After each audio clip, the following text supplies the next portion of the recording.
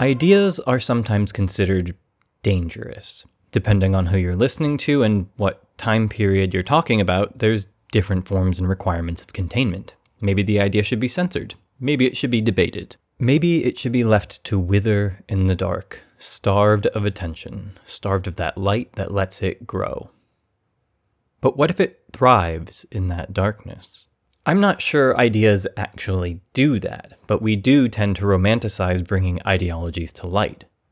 Hey, wait, that's not the same word. Ideas are thoughts, ideologies are movements. Fear of an idea is one thing. It can come across as a fear of vague social contagion, of words too dangerous to say, and in that seem perhaps absurd. But an ideology is a different story. It is reasonable to be concerned with, if not fearful of, the spread of ideologies, their adoptions. But sometimes these lines blur and it makes for unhelpful discussion. Sometimes ideas get construed as ideology out of misunderstanding, and sometimes with the intent to make of a person or identity a legitimate political target. This may lose the Petersonians who've clicked here out of curiosity, but ultimately this is one of the two reasons we see an adoption of the phrase gender ideology in circles looking to target LGBT people, particularly trans people. It positions all their actions as some kind of political motion, and thus legitimizes them as a target and their actions for scrutiny. To put it into a sentiment you've heard some form of, no, we don't hate queer people, we just need to push back on ideology because of the consequences. By which they mean the consequences of their existence, and thus their existence itself. But I have a different topic in mind, a different angle of approach. For there is a specter haunting Jordan Peterson, or better put, a dragon made within his mind, representing the immortal opposition cobbled from archaic phrasings that themselves borrow from older legacies, older ideologies, that too made a dragon out of ideas. Jordan Peterson's dragon is called Postmodern Neomarxism, and it does and does not exist. Jordan Peterson is a Canadian academic who, look, you already know this to some degree, I know, but I want to tell you his story with an emphasis on two things. One, he is an academic psychologist in something called the Jungian tradition, and two, he is not as known for his work as for his politics, and those two things are frankly in conflict more than one might expect. I'm not going to dive deep into his weird public access show where he wore a fedora, but its existence does point to some stuff we will come to later. First, we have to talk about that word Jungian, if only briefly. Carl Jung was a Swiss psychologist and protege of Freud who tends to have a better contemporary image within the field. Where Freud is practically a byword for cringe-over analysis that emphasizes the sexual, or associated with Freudian slips, some Freud concepts kick around like the division of the id, ego, and superego. Jung is also somewhat foundational in the sense that you don't have to be a Jungian to have encountered his work. His core concepts include archetypes, personas, the collective unconscious, and individuation.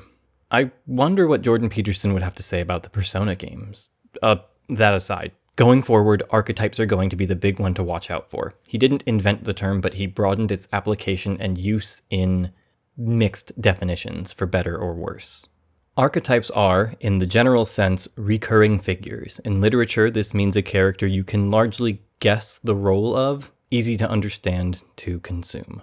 In mythology, it's similar. The Hercules figure of insert pantheon, the mother goddess, and so on. In Jung, well, he's presuming a totalizing truth to them. To say every peoples has a flood myth is to cast a Jungian archetype. The idea is so universal as to be unremarkable. Even as I recognize the way this stuff falls flat, or indeed flattens humanity to make itself work, I still use phrases like, is X a trickster god?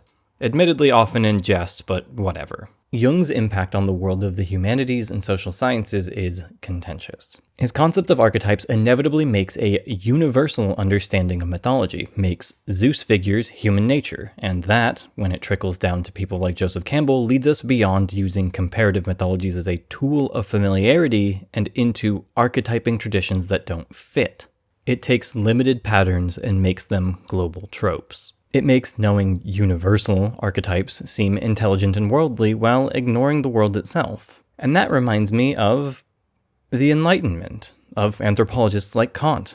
This all might appear a tangent for now, but keep it in mind as an example of a mindset that society, especially in the social sciences, has come to question. Jung is foundational for Peterson, but his work is filtered and transformed through another figure, a man named Northrop Frye, a Canadian Protestant minister and professor interested in literary theory. Frye's most impactful concern when it comes to Peterson's work is his lecture series on the literary function of the Bible. It is from this lecture series that a lot of Peterson's own series, Maps of Meaning, takes form. Frye's use of archetype to explain literature was influenced by Jung. Peterson follows in those footsteps. In some sense, Frye is a traditionalist whose critique of culture is rather conservative in its approach. But in another, his attempt to center the Bible in literature by assessing its literary function is a fairly, at the least, modernist thing to do. Centering the Bible is certainly conservative, but assessing it is a newer form of engagement. To use Frye's words, I noticed that the Bible did have clear traces of a logical narrative structure. It began where time begins with the creation of the world. It ended where time ends with the last judgment. It surveyed the history it was interested in between, under the symbolic names like Adam and Israel, and it also seemed to have a sense of a continuous story in spite of its miscellaneous content. Then again, I saw there were a great many natural images in the Bible, like sheep and hill and river and tree, bread and wine, any number of them, and that they were repeated significantly in such a way as to suggest they formed a structure. So I determined to make an analysis of the Bible which was based on the conception of the unity of its narrative and of its images. This is not a traditional way of interpreting the Bible. You may not need me to tell you that. But he does not do it from a position that questions veracity and value, that brings it down to being like any other book or just another story to be interpreted, per se. The exploration is not irreverent, but it is not traditionally reverent either. Further, he was, at times, an activist against the Vietnam War and against apartheid. The RCMP compiled a 142-page file on him. Granted, they apparently spent a fair bit of time trying to figure out what the H in his initials even stood for, but either way, it's not so easy to just call him a conservative and have it done with. As much as he was a self-professed romanticist, he did inhabit the modern world and was shaped by and shaping it. In the vein of that more romantic tradition, looking back for old and grand pillars of human culture, of centering the Bible, his efforts cannot help being a new method of interaction, something modern. As much as Frye is a romanticist who believed in heroes and collective stories, much like Joseph Campbell, his approach breaks from tradition and seeks allegory and analysis in a text that, in actual traditional approach, is to be taken literally. Yes, there are metaphors in the Bible, but the flood, Babel, these are themselves not metaphors to be interpreted, they are biblical events, historical events according to that tradition. Peterson continues Frye's efforts, at least in his academic work. He wants his legacy to be more than mere psychology, more than just self-help books, more than political argument. His recent book shows this well. There's something funny to his book on Bible story analysis being sold as, quote, the revolutionary new offering from Jordan B. Peterson, renowned psychologist and author of the global bestseller 12 Rules for Life. It shows he can't escape the legacy that got him where he is, the millions of books he sold. Peterson has been positioned by virtue of his politics as the paramount right-wing academic, and in that he takes on a lot of images at once. He becomes made of images that conflict and overlap and gesture more towards an idea than the person himself. He is, ironically, recognized the same way as the dragon himself. Let Peterson discuss the dragon. The dragon fight, for example, which is the oldest story we have. It's coded in the Mesopotamian mythology.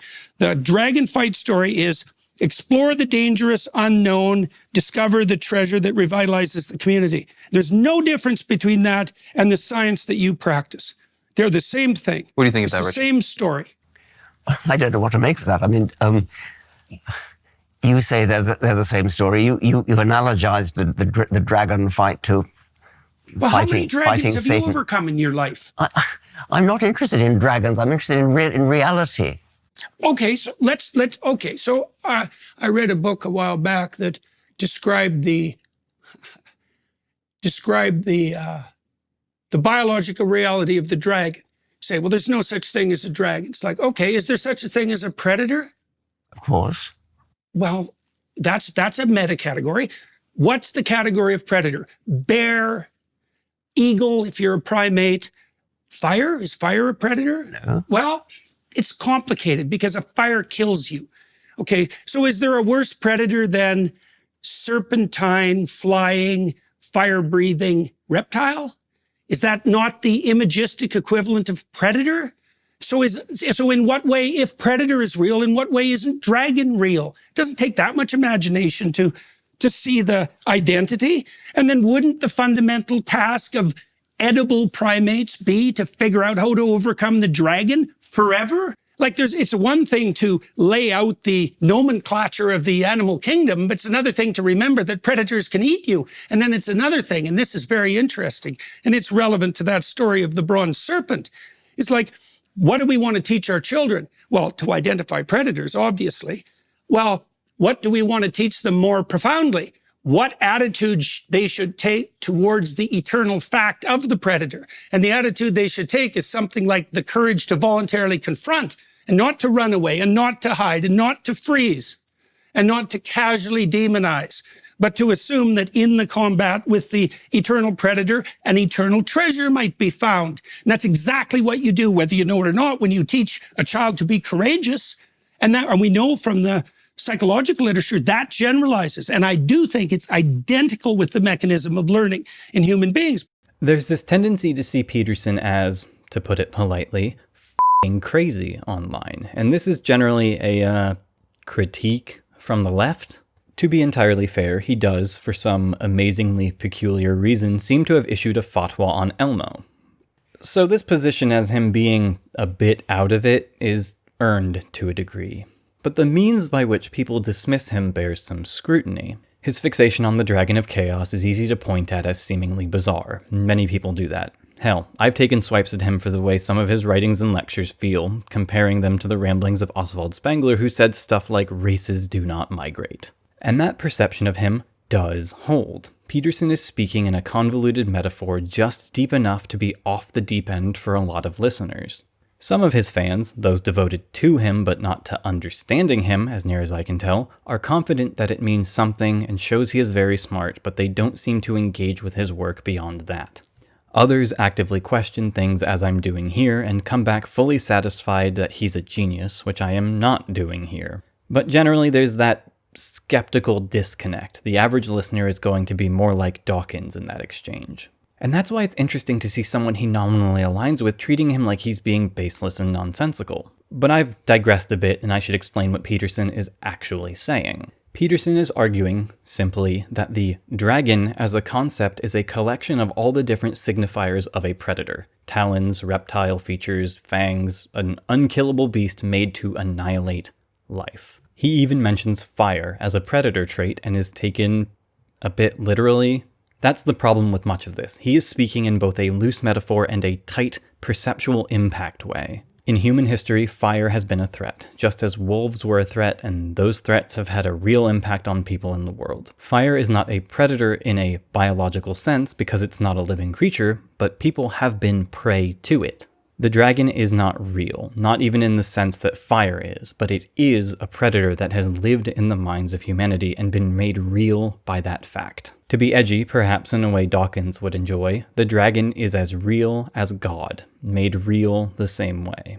So you have it where he's arguing that dragons are real to a man who is used to arguing against people who don't think dinosaurs were real. From this, we understand the plane he's operating on, the Jungian framework. He cares less about the material reality of dragons as he does the concept of the dragon, the archetype, an predator, an amalgam of mortal fears of predation. And in that vein, he is, to the right wing, the right academic. And I have to specify right academic because anti-academia is a strong element of right-wing populism, and some of those people support him but hate college professors who spend time discussing blue curtains and queering Shakespeare or whatever, doing non-STEM stuff or pushing nefarious ideologies and so on. Peterson isn't that.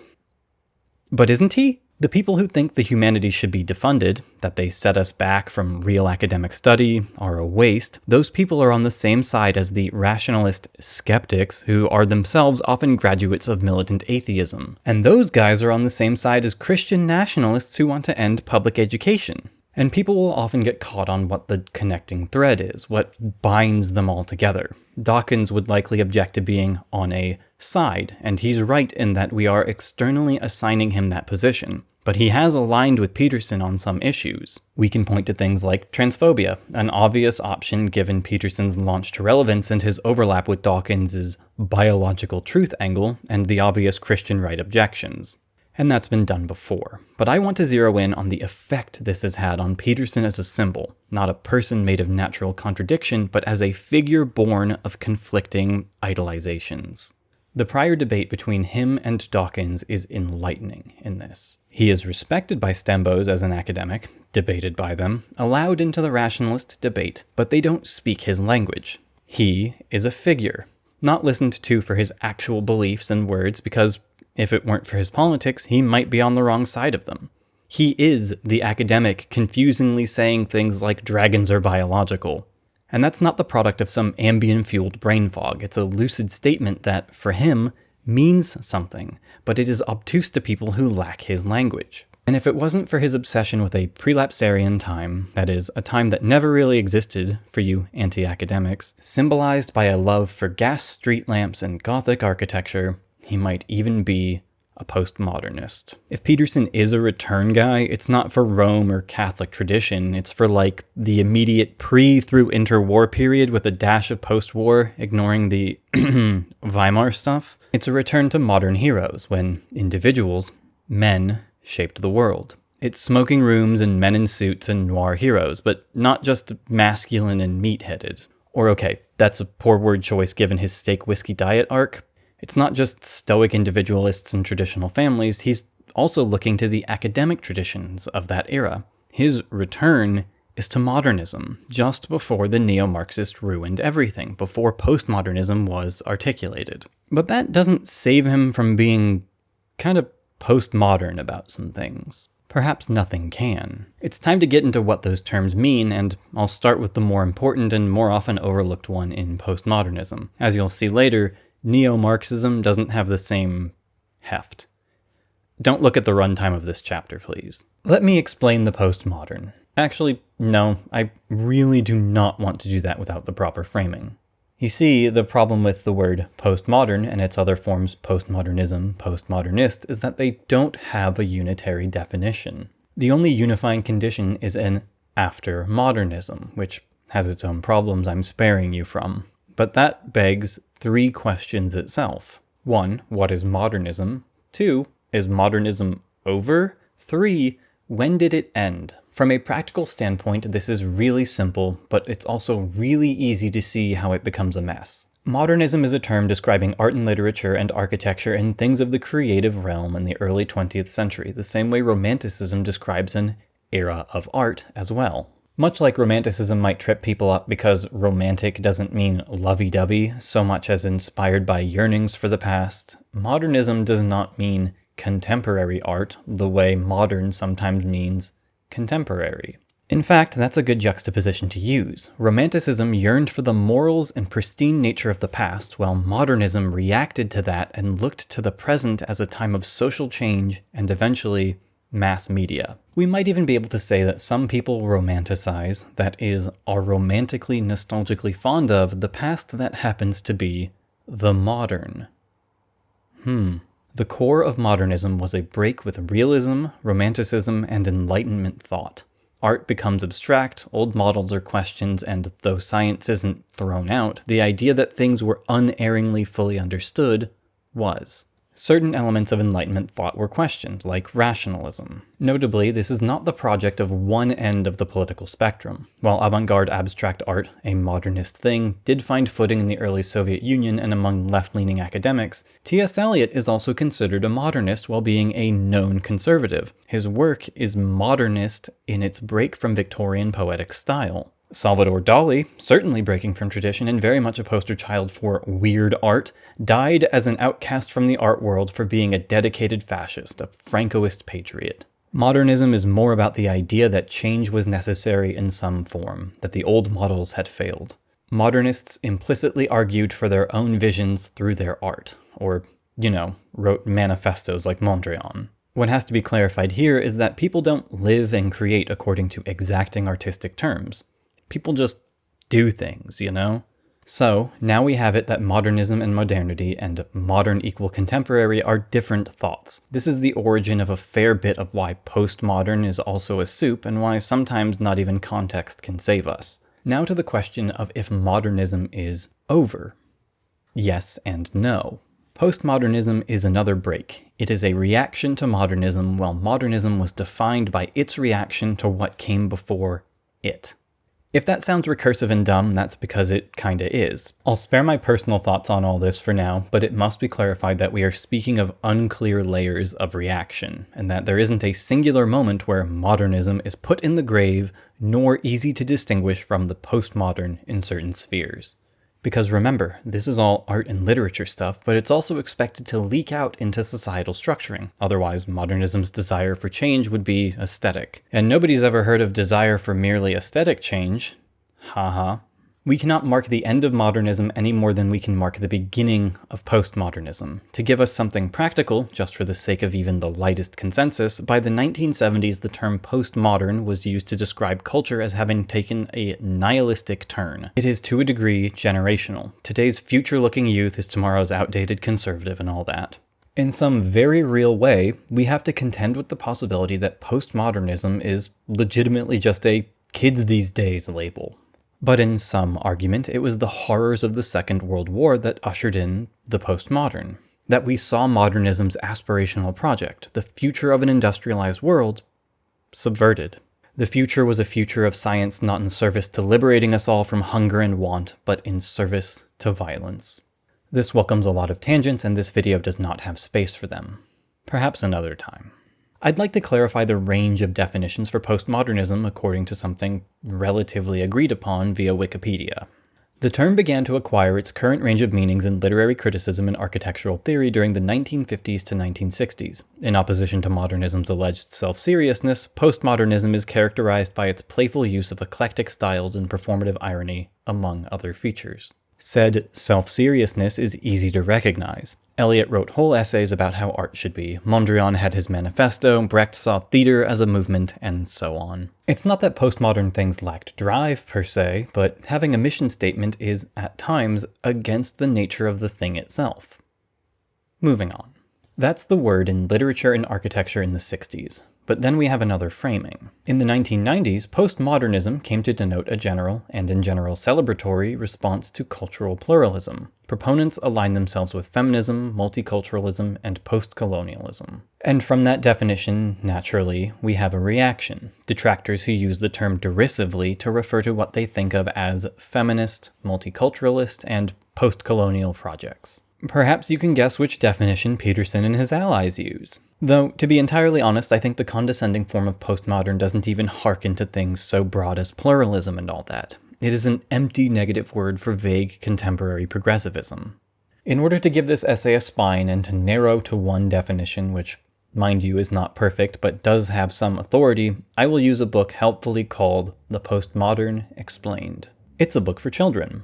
Or facetiously has that framing. To quote the translator forward, "So the promise of the French title to explain to children what adults find obscure is surely ironic and not to be taken literally. It will have not explained the postmodern." Oh, well, that kind of ruins my plan to use it, I guess. Cool. Let's keep reading. Rather, it will have shown why it is necessary to approach the philosophical questions raised by postmodernity with patience and with the mind of a child. For childhood is the season of the mind's possibilities and the possibility of philosophy. Remember, philosophy isn't about having all the answers, it's about learning to ask questions. The translation note goes on to highlight that these questions only grow in relevance with time, and thus handing them to a child is not a wasted effort, for they will likely be unsettled when the child is ready to grasp them. The author of this collection of letter essays was Jean-Franc Lyotard, a French philosopher, contemporary to and in dialogue with other continental philosophers, like Habermas, and inspired by figures ranging from Aristotle to Marx to Wittgenstein. He brings up language games, a Wittgenstein concept, semi-regularly in his work. I've brought up his work before in discussing incommensurable moments in history, moments where we can't know the full truth because of the circumstances of the event in question, what Lyotard calls a differend. So, what does Jean-Franc Lyotard actually think of the postmodern? The hypercondensed version is that the world has changed in some key ways. Art has changed in that we now have low arts with significant cultural impact and recognition. Culture has changed in that we fixate on an idea of realness and consumptive ease. And history and politics have changed in that the universal narrative of progress offered by the West has been challenged by, well, actually recognizing the rest of the world has a voice, history, and ongoing presence. In short, the old models on which authority, especially academic authority, rely have been challenged. This does not come with a clear value judgment. He breaks it down into constituent parts across the letters. The first one, titled What is Postmodernism, does attempt an answer, but relies heavily on prior knowledge, on other loose concepts like the sublime. To quote, "So this is the differend. The modern aesthetic is an aesthetic of the sublime, but it is nostalgic. It allows the unpresentable to be invoked only as absent content, while form, thanks to its recognizable consistency, continues to offer the reader or spectator material for consolation and pleasure. But such feelings do not amount to the true sublime feeling, which is intrinsically a combination of pleasure and pain. Pleasure in reason exceeding all presentation, pain in the imagination or sensibility proving inadequate to the concept. The postmodern would be that which in the modern invokes the unpresentable in presentation itself, that which refuses the consolation of correct forms, refuses the consensus of taste permitting a common experience of nostalgia for the impossible and inquiries into new presentations, not to take pleasure in them, but to better produce the feeling that there is something unpresentable. Postmodernism here is being cast as the thing that shows you the shape of itself in negative space. Put another way, it is the meta-element of something, the subversive reframing of the familiar, playing with genre, playing with structure, showing us the limit of our ability to represent something. This is instructive if you've spent a lot of time reading the works and concepts he references, but it isn't very direct or clear, even then. And mind you, he can be clear. In describing realism, which can be defined only by its intention of avoiding the question of reality implied in the question of art, always finds itself somewhere between academicism and kitsch. This is his avenue for talking about the cultural and artistic elements of postmodernism, realism and the sublime. Let's spend a moment on those. Back in the first letter essay, Lyotard articulates a, shall we say, negative perception of realism, or more so, not of realism itself, the pictorial arts do have their place, but of the insistent primacy of fidelity and direct representational art. This is not to say that postmodern art is realist, I imagine nobody would claim that. But realism is important to the conflicting elements of postmodernism, the opposing byproducts, one could say, that of the avant-garde, the profit motive avant-garde, and of reactionary realism. Nostalgia is often a reactionary lens for viewing art, and in this realm, realism is king, even if it is filtered through antiquated techniques, oil painting portraits, marble sculpting, things that can't be truly photorealistic, but do appeal towards the real, at least in public perception. Photorealism is a new thing, relatively speaking. When reactionary nostalgia informs art, it does so with an eye towards realism. But what of the modern art market? The existence of such a thing demonstrates that there is more informing art than political activism and messages within meaning. It demonstrates that there is another pit art can be pushed into, that the avant-garde is not safe from capitalism.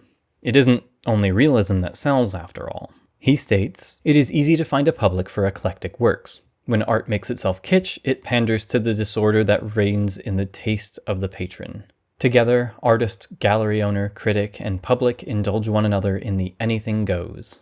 It's time to relax." But this realism of anything goes is the realism of money. In the absence of aesthetic criteria, it is still possible and useful to measure the value of the works of art by the profits they realize. This realism accommodates every tendency just as capitalism accommodates every need, so long as these tendencies and needs have buying power.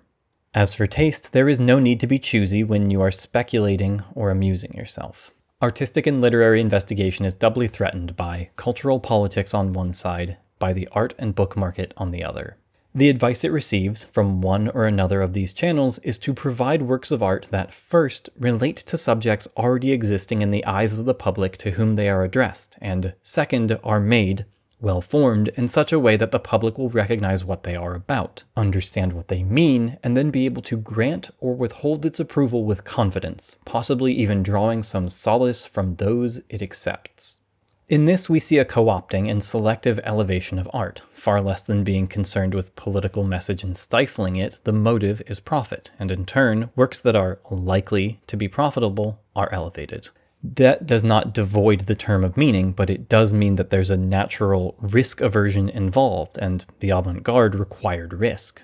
But, as noted, if the avant-garde itself can become a niche of interest, a potential market of already grouped up consumers, then it too can be sold, so long as it adheres to the expectation of that audience. The irony of articulating all this on the platform that is youtube.com is not lost on me.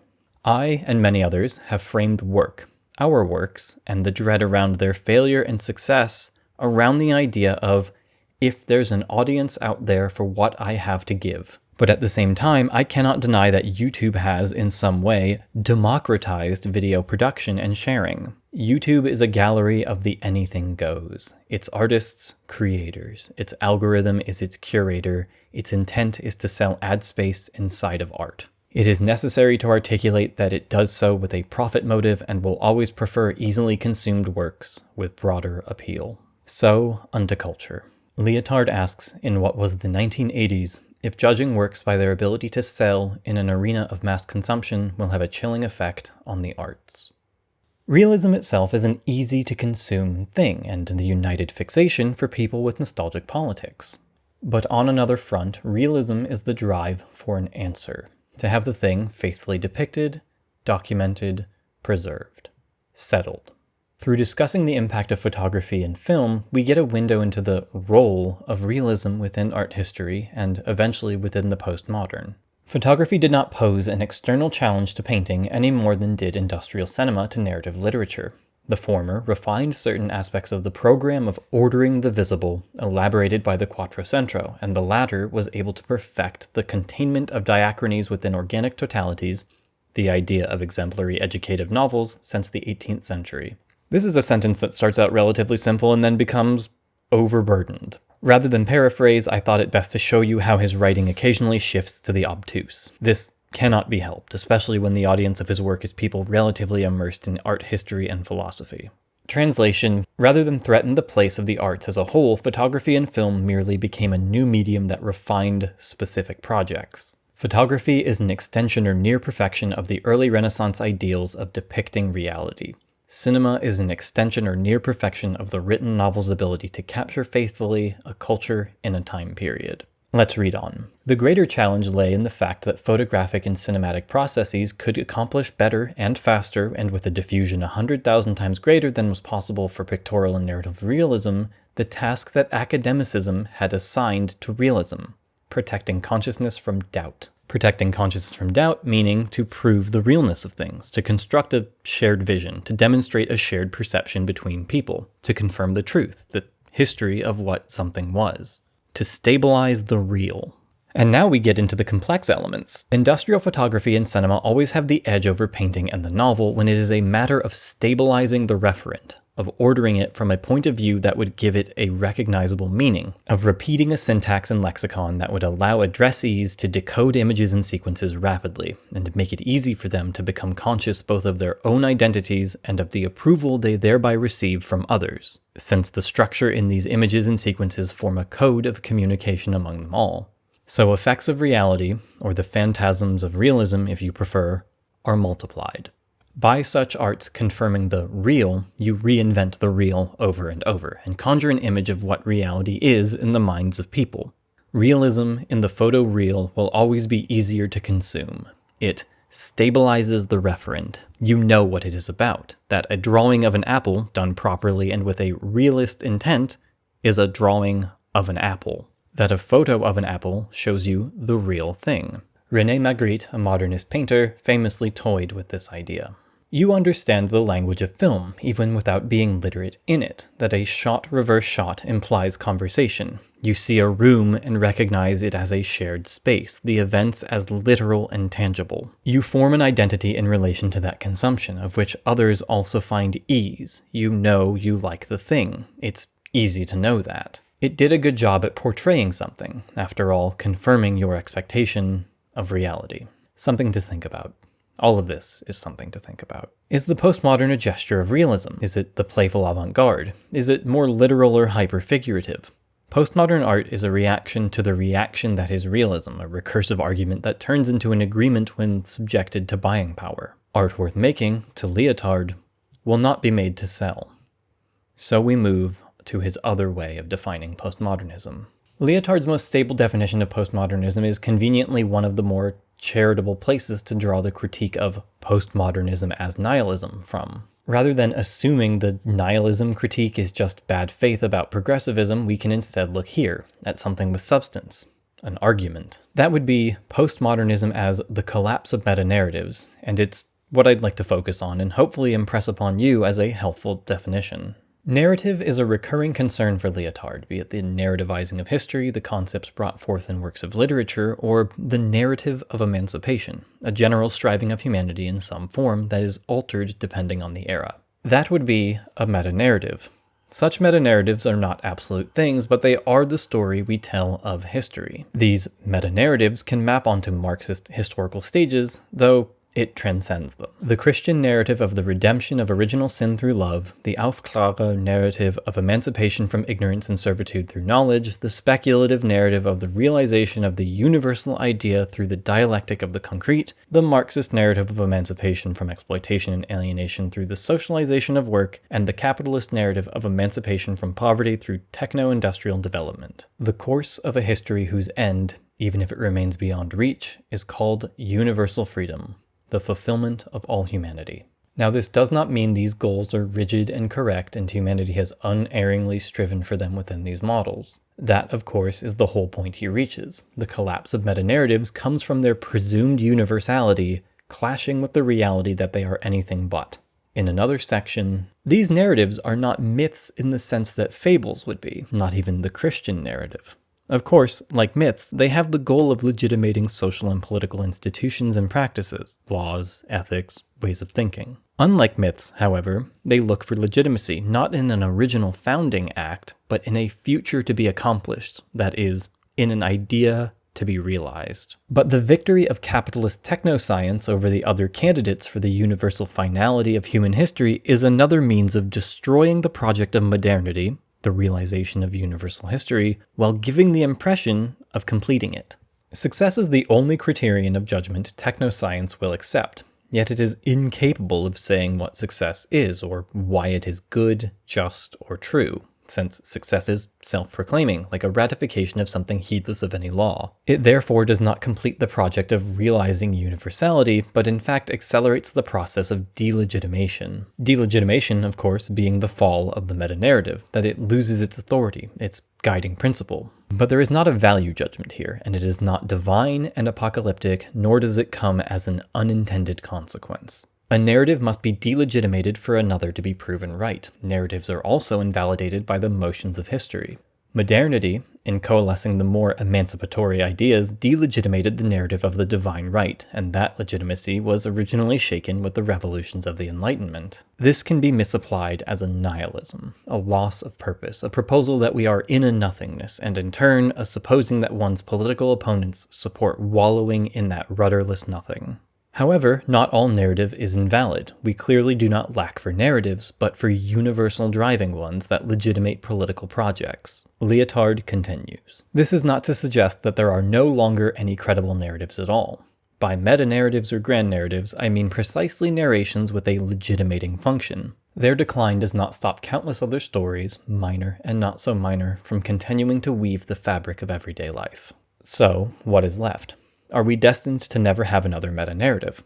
Are meta-narratives even truly real in the present, or only cast unto the past? The temptation is to say that that is the case, given that the universality of the past is as in question as the universality of the present. But it has to be remembered that movements like the Enlightenment, like Marxism, were earnest in their proposals of emancipation, of universality. Arguably, the construction of the left and the right exemplify this tendency towards broken meta-narrative monoliths. At every turn, the right posits the left as some unified global antagonist, and the left objects to the notion it is unified. We can go on like this forever, pointing to exceptions or evidence. But the fact remains that we are in a stage where so many people have the means to bear a voice, we cannot sustain unity. It begs the question of if unity itself was a byproduct of limited options. Perhaps the new narrative is essentially anti-meta. The meta-narrative is pluralism, enhanced by the internet and some other democratizations of expression, chained to profit and platform, but still ultimately rejecting universality. It is interesting to me that postmodernism evades unitary definition, evades narrativization, even as it becomes the specter haunting us all. Just as much as we cannot answer what postmodernism is, not comfortably, we cannot comfortably answer what to do about it. Ultimately, it's easy to read this absence of answers, this slight shrug that comes as a response to the question, well, what do we do about all this, as a nihilism. But what does Peterson offer in return? Peterson is not a philosopher. He is extremely pressed, driven by the concept of answers. You do not write a rulebook for life without believing you have answers to life's questions, even in part. In turn, his book on wrestling with God, conceptually, is also something he isn't trained for. He doesn't want open questions. He wants truism answers. And yet, there is a streak in him that I can't help seeing the postmodern in, or at least a genuine philosophical interest. Another of his famous ramblings is a clip where he starts asking questions within questions. The question, did that happen, begs the question, what do you mean by happen? Because when you are dealing with fundamental realities and you pose a question, you have to understand that the reality of the concepts of your question, when you're digging that deep, are just as questionable as what you're questioning. You know, so people say to me, do you believe in God? And I think, okay, there's a couple of mysteries in that question. What do you mean do? What do you mean you? What do you mean believe? And what do you mean God? And you say as the questioner, well, we already know what all those things mean, except belief in God. And I think, no, if we're going to get down to the fundamental brass tacks, we don't really know what any of those things mean. In another interview, he explores the same thoughts with different words, and they're clearer from the outset. He centers the idea that what the words believe and God actually mean between any two people is communicable in the broad sense, but in the deeper sense, incommunicable. I can say I believe in God, but that only gives you an impression of what's going on in my head based on what you already know. And Peterson notes this, even in the rambling version. He says, when you're digging that deep, he is pointing out that he's being ontological, philosophical. Here's Lyotard interrogating a question in a similar fashion to show you the function of such a breaking down, an interrogation. The question that concerns me is this. Can we today continue to organize the mass of events coming from the human and non-human world by referring them to the idea of a universal history of humanity? I do not intend to deal with this question philosophically here. Nonetheless, its formulation calls for a number of clarifications. I start out by asking, can we continue to organize? The word implies that previously we could organize these things. Second clarification. When one says, can we continue to organize, one at least assumes, even if the answer intended or not is negative, that we cannot, the persistence of a we, capable of thinking or experiencing that continuity or discontinuity. The question also asks, what constitutes this we? My third clarification will concentrate on the words, can we, in the question. Can we today continue to organize events towards an idea of a universal history of humanity? But the expression can we not only connotes possibility, it implies capacity as well. Is it in our power, our strength, and our confidence to perpetuate the project of modernity?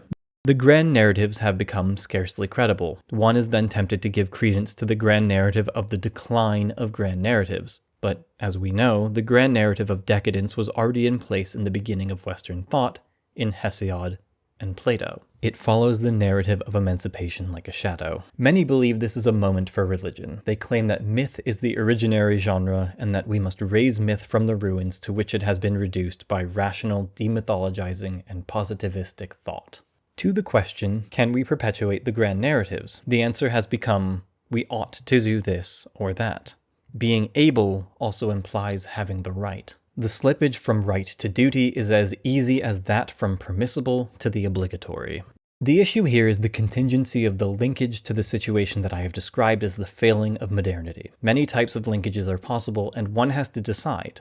Deciding nothing is still deciding. Remaining silent is still speaking. Politics always rests on the way one phrase, the present phrase, is linked to another phrase. It is not about the volume of discourse or the importance of the speaker or addressee. From the different phrases that are actually possible, one will be actualized, and the actual question is, which one? Description of this failing does not give us any clue to the answer. This is why the word postmodernity is able to embrace such conflicting perspectives. These few remarks are simply meant to indicate the anti-mythologizing direction I think we should take in working over the loss of the modern we. Do you see how that all works? A phrase, interrogated, brings us a lot to think about. In fact, it has brought us a cogent understanding of the postmodern through the emphasis we ultimately find on the word we. What it means in terms of a collection of people, who the we is, and the way it questions modernity to ask what happens to this we.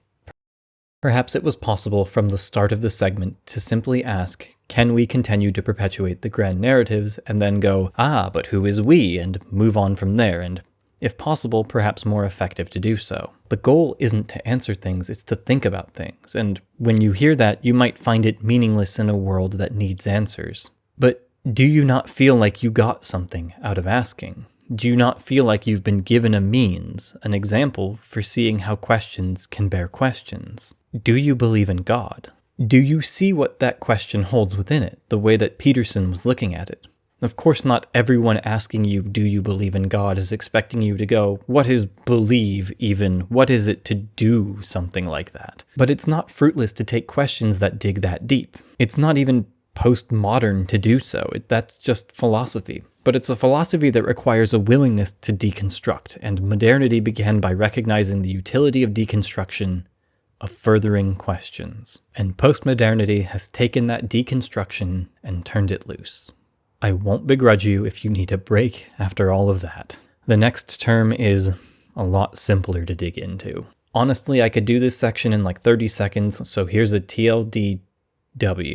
Taken apart, the post in postmodern is what makes the word scary, but the neo in neo-Marxist is just flair. It does not signify anything different from regular Marxism in their fears, given they already oppose Marxism, other than a subtle nod towards the Frankfurt School. If we take postmodernism to be the belief in a death of meta-narratives, or for that death to be structurally necessary for the more small-scale narrative world, possibly as a consequence of pluralism, as previously discussed, then it is incompatible with Marxism, which believes in a meta-narrative. And thus, postmodern neo-Marxist is a contradictory term by those definitions. So if you already get all that, skip ahead or something, put me on 2x speed so I sound like Ben Shapiro, I don't know, I'm not your mom.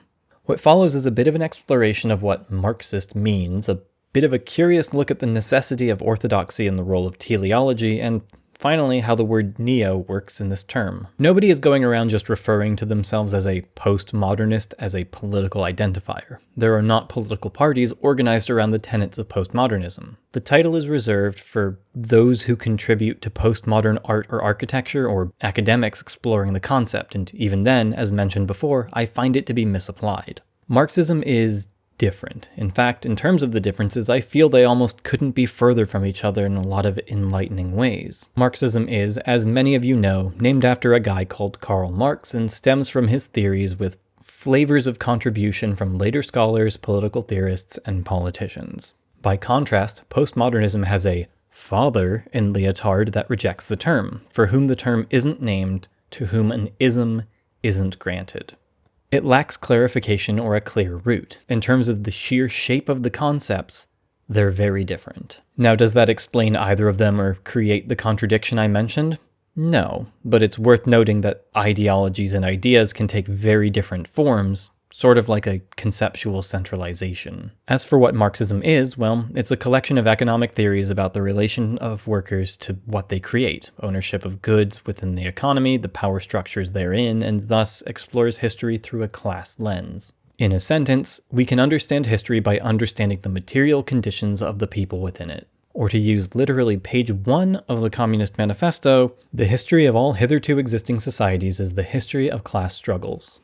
Where postmodernism is made up of many disparate theories, Marxism is applied in many disparate disciplines, though relatively contained to social sciences and the humanities. At me on Blue Sky if you manage to discover Marxist zoology, I guess. A relatively significant part of Marxism is the explanation of historical stages. It doesn't come from any one work, but it is a consistent thought in Marx's writings. Effectively, there's tribal communism, which gave way to the slave states of antiquity, and then feudalism, and then capitalism. From there, the hypothetical trajectory is into socialism and then communism. That's where it gets blurry on the forms it takes, the necessity of transitional governments, so on and so forth. But the point is that there's a goal, a distinct direction humanity should march forward in. From that, we understand Marxism as having a meta-narrative, yeah? It is the understanding of history as a class struggle and has a hypothetical idealized outcome. That's where the accusations of a teleological outlook come from. But it must be noted that these stages weren't seen as some unerringly rigid truth of the universe. Mr. Marxism himself said, "Men make their own history, but they do not make it as they please. They do not make it under circumstances chosen by themselves, but under circumstances directly encountered, given, and transmitted from the past." This isn't a refutation of meta-narratives, but it does point away from, at least, the idea that the stages are unerring, that the narrative is one of destiny, even as it is a history of consequences. Okay, but what about Neo-Marxism? Perhaps it breaks from Marxism by discarding those elements and thus is amenable to postmodernism. Neo-Marxism does not exist. Not just in the way that postmodernism is hard to pin down, but in a similar way to how postmodernism is an externally applied pejorative at times. Neo-Marxist was a term used to point out the Frankfurt School of Legend and engage in some McCarthy-esque Red Scare fear-mongering. It comes from the same tradition of decrying progressive movements and cultural changes as cultural Marxism, which itself comes from a much older tradition of everyone's favorite Hearts of Iron main characters declaring anything they disliked to be Judeo-Bolshevik. Now, I don't have to get into cultural Marxism more, but ostensibly this conspiracy theory, where the theory is that Marxists are using cultural elements to weaken the morale and morality of the West so that it may be destroyed externally, has some adherents so far afield that they wouldn't even recognize it as that. To them, there's just this vague sense of an intentional cultural destruction, and thus a culture war. And from that, postmodern neo-Marxism is born, as a term meaning nothing but implicitly standing for those forces that are weakening, indeed, attacking whatever cultural core the person using the term holds dear. So you may exit much of this with the predisposition to apply what you've learned, to apply what you already know, to what you've just heard.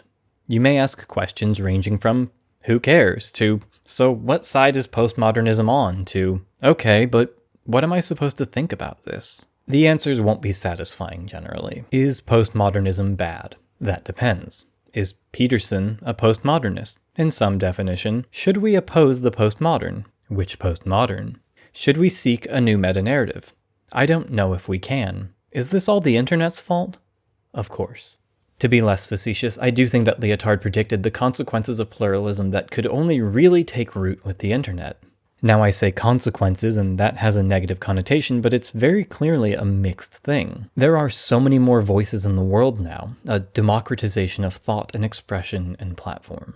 Does this leave us spinning out into nothing? No. It's possible, with certain vantage points, to see the internet as the same 9 arguments repeating over and over again in whatever flavor you will it to be. Right-wing cannibalization, leftist infighting, comic book movies bad, from the broad to the narrow. Discussions do not dissolve, do not conclude. In some sense, we live in the utmost refutation of Carlyle's great man theory. And for people like Peterson, who cherish heroes, who want to be a hero, that is nihilism. I can't help seeing Peterson as someone who desperately wishes Petersonian wasn't a joke of sorts. It is, after all, the grandest aspiration of all thinkers to have been impactful in their thoughts, and what better representation of impact than to earn an ism, an adjective, to have a strain of thought articulated in your honor, followed. To no longer just be a Jungian, but to be the next Jung. I can't help but see Peterson longing for that. I opened this video with an ambiguous quote, casting a series of labels unto him. Cynicism, irrationalism, nihilism, neoconservatism. And by him, I should clarify I mean Lyotard. That was the opening note of the Postmodern Explained. It turns out when people have an understandably hard time fitting ideas into a framework, dare I say, an archetype, they cast a wide and contradictory range of aspersions at the origin point, the inspiration. Peterson has faced similar accusations for different reasons. The tendency to cast onto opponents an ideology we oppose is quite common. Peterson has instead adopted the aesthetic of ideological opposition itself, of being an iconoclast, whatever that may come to mean. But he does have a core of thought. He does have some consistency to him, but it's not the stuff that figures into those labels in a way his audience can appreciate or his opponents can actually say they despise him for. The desire to label everything, to have defined postmodernism, and to oppose and support and reconcile it while within it is possibly down to the notion of shorter generations that Lyotard brings up.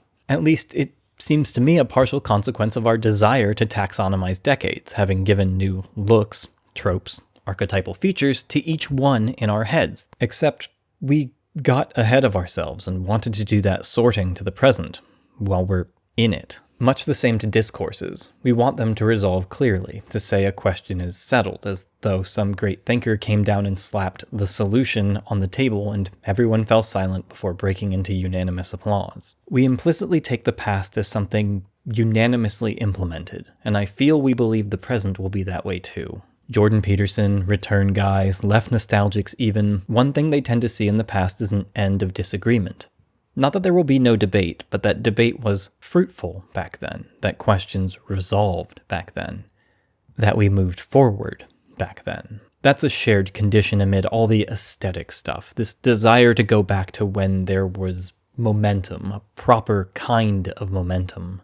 The safe definition of postmodernism as an absence of meta-narratives is one I find compelling, but also one I disagree with at times. The idea is that pluralism has atomized us. Modernity was atomizing us already. We now live that consequence. It's not that there are no narratives, but they are not so grand as to be universal. But universality as a presumption demands the narrow lens the past had in our minds, the narrow focus scholars had in their present. And so, rightly, things like post-colonial theory and feminism challenged that. Those disciplines, which do among their duties an archaeology of thought, have added voices to the past, reminded us that we have ignored many people in our claims of universality. Indeed, works like The Racial Contract by Charles Mills give us an easy example. What good is it to claim a meta-narrative of emancipation for the Enlightenment while its champions not only ignored the world they did not control, but willfully excluded the people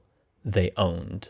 Beyond the base contradiction, their ideas of law and property were not pure, are not now without need for scrutiny. It is, in one definition, postmodern to chip at the ease of understanding the past. It is postmodern to question the Columbus statue, its value. It is also, I find, wrong to call such a thing postmodern, to call many things postmodern. The word feels like a product of a desire to stake a claim on the future of thought, to say, well, I do not know where we are yet, but we are postmodern, while living it. And it started as a term expecting a nihilistic amoral reaction, and it has remained that way in the minds of men like Peterson. It has not been truly questioned in that vein.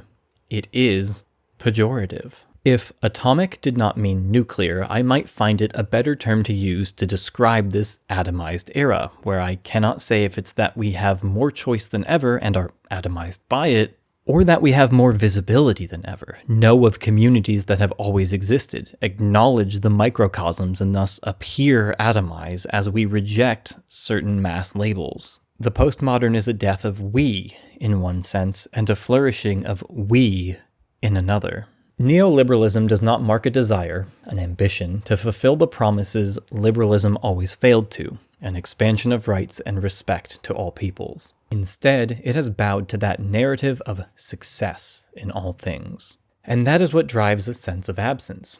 Even if Mills is correct in presenting the faults of the Enlightenment liberal narrative, it was, in its time, believed in. The present offers no such confidence. Peterson's side, a loose coalescence of the right, is not helmed by him, and the direction it intends to go is backwards, with enough force that it will pass whatever dream destination he has in mind. Surely, if we go backwards, we will end up somewhere good. Somewhere in the past, when goodness reigned, the future can be the past. All things the past means at once, instead of this nihilistic future. It will have meaning, any meaning, so long as it is resolved and good. The status quo is wrong only because it has left us behind.